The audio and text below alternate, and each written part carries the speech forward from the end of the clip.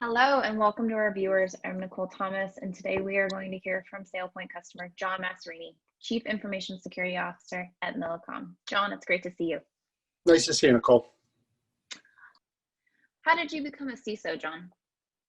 So when I got into the industry, security really wasn't a thing. I started as an application developer, really kind of worked my way up through the ranks at a few different financial institutions in New Jersey, and honestly really got acquainted with the regulators and how they kind of came in and made sure the banks were functioning correctly. So as my kind of career evolved, it really became in some ways a pseudo audit role. I would always meet with the regulators and help them understand the controls that we were kind of deploying and really kind of how we protected the bank. When I joined a large consulting firm up in Bloomfield, New Jersey, we actually ran about 40 different banks. And as part of that, we needed a control organization. So I kind of split my time between managing the controls and really kind of doing I ran a development team up there. Had an opportunity to relocate to Charlotte and actually be a consultant for a security program for one of the largest financials in the industry back then. And that's really kind of when I said, wow, this security thing really kind of has some traction. That was really around the early 90s. So kind of did my time, got my certifications, and kind of stayed in the consulting world. So I was a consultant for the better part of a dozen years throughout the East Coast and Northeast area, and really kind of loved what I did. I love consulting. It's fascinating and it's kind of engaging. And had an opportunity to become a CISO at Dow Jones. So I took that role on 2006, 2007. Stayed there for a number of years, ended up at MIAX Options Exchange. Was there for about 6 years as well. And I've been now here at Millicom for about 3 years. So all in, probably 25 years doing this security stuff, and quite honestly, I couldn't pick a better industry or a better career. I truly love what I do. Every day I wake up and I'm truly blessed that I get to do what I do. How did identity aid in your career path to becoming a CISO? So when I was, the very first identity project I did actually was at Dow Jones back in 2007. So when we had to deploy a user management program for Sarbanes-Oxley. Sarbanes-Oxley had just kind of been released for a couple of years, and we were really kind of working on how do we manage our users across such a diverse organization, right? So as the publisher of the Wall Street Journal and MarketWatch and all the other publications, the industrial averages, we had people literally all over the world. We had hundreds of news bureaus and reporters in every country around the globe. So when we were trying to get through Sarbanes-Oxley, and really, back then it was so new, there wasn't a whole lot of guidance. There wasn't a whole lot of trying to, people been through it and experience and really understanding what we had to do. So when we came to all the user access management, it really was around how do we automate this, right? How do we get control over a very distributed environment? How do we manage reporters who are in the office one day and quite possibly on the front lines of a war the next day, right? And kind of managing through that. So very early on in my CISO career, I really gained an appreciation for how kind of identity rolls in and how it lays a foundation for everything else to build upon it. Back then, we really did kind of still rely very heavily on firewalls, and everything was kind of inside our networks, and really kind of, we didn't have to worry about the things we have to worry about now: cloud services, applications as a service, everything on the web. It was a very kind of different model.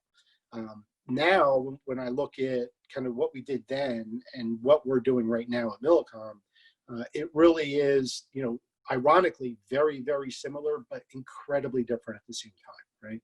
We're still trying to get through SOX. We're still trying to, get our, automate as much as we can with user management, but yet we have such a different world, right? We're integrating with SaaS providers, we're integrating with third-party solutions.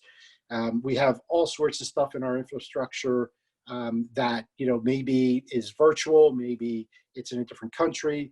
So the whole concept of identity really kind of gives us the foundation on building everything on top of it, right? If we don't know who's accessing what, really none of the other security controls matter very much.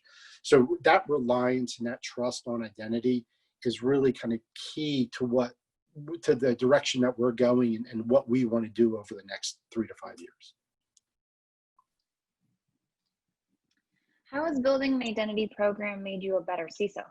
How's it made me a better CISO? Well, it kind of gets you, it really does get you away from the tools and gadgets and more about really understand user behavior, right? There was this concept years ago, and it still kind of does play, that the user is our last line of defense. That really is true in a lot of ways, but I think more accurately, it's our users' credentials are our last line of defense. So understanding how they're used, understanding the criticality of them, and getting my business partners to appreciate the value of what user access brings, and really being able to tie that to where we're going, and really relate that to not only the efforts through the infrastructure, but also where we want to go as a business, right? We want to facilitate, when I look at our business model, we want to give access to our customers, right? That's our driving goal, right? Provide access in countries that really don't have it right now, and better their lives. So how do we do that, right? How are we not only able to do what we do for our employees, but how are we able to use access and identity as a driver to making our customers' lives that much better? And I think bridging that gap has really been quite beneficial, not just for me, but for my business partners as well. Thanks, John. Last question. What does a day in the life of a CISO look like? So my day generally starts at around 4:15 in the morning. Just waking up, checking the emails from overnight. That's more habit more than anything else. Generally spend the next couple of hours honestly reading. I go through a lot of different posts. I get a lot of different feeds in every morning. I read, as much as I can. The one thing about information security, which is different than most careers, as well as even the IT industry, is our world changes day to day, right? I will wake up tomorrow morning and hear about a new piece of ransomware, or hear about a new vulnerability that I wasn't worried about yesterday. So really understanding conceptually how our world changes constantly, and making sure not only I'm prepared to speak about it, because my executive team, my board is very engaged. So those calls that I get, will this impact us? How does this impact us? Are we protected from this kind of risk? I need to be able to answer that. And really the only way to answer that is to understand it. So I spend a tremendous amount of time reading before most people even wake up. Once the day actually gets going, it's really around providing a lot of strategy and a lot of guidance to what my team does, to bringing the executives of the company an awareness and understanding about the new risks that we face, and what it's like to do business in the world we do. Right. So we provide cable services, phone services, internet services, and there's a lot of discussion around how do we manage that, right? What responsibilities do we have as those providers that really kind of our customers look to us for? So understanding the risks that go along with all of that is really kind of takes up a pretty large portion of the day. Again, we spend a lot of time talking about SOX.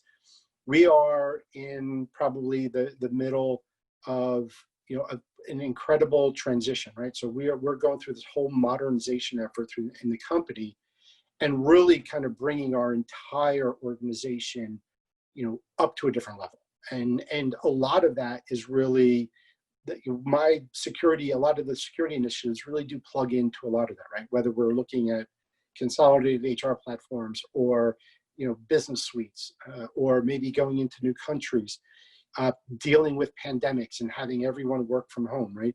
There's a lot of those kind of challenges where you get a call and say, I need you on this meeting, or how are we going to deal with that, is really kind of how most of the day lays out. There's always we got to get the board presentation ready. The audit committee is looking for something. The internal auditors are looking for something. So it's kind of an interrupt driven world that we live in. However, the days are really around mainly just driving strategy and helping my teams be successful. Every country has very different challenges, and really kind of being there to support the countries and doing what they're doing, as well as the global team and group team, is really kind of critical to what I do. So it's been a pleasure talking to you, John, and learning more about your path to becoming a CISO. Thank you for joining me. Thank you.